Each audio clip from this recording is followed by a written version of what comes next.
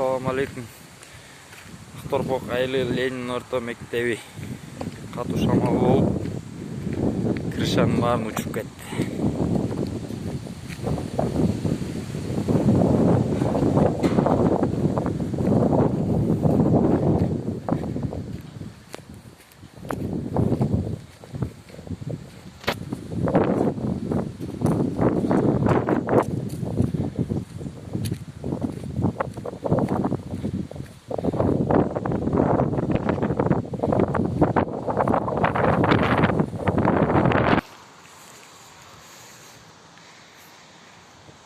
Бактарды да сындырып кетти.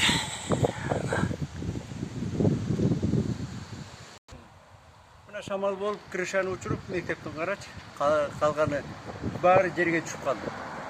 Тиги шамалдын катуулугу ушунчалык болду, мен ойлогом школ кулап кетет экен. Школдун ичинде болчумун да. Анан кийин чыксам, дагы жакшы, балдар му жерден кетип калыптыр. Леспе тээп жүрүшүп эле. Эми эмне болот билбейм.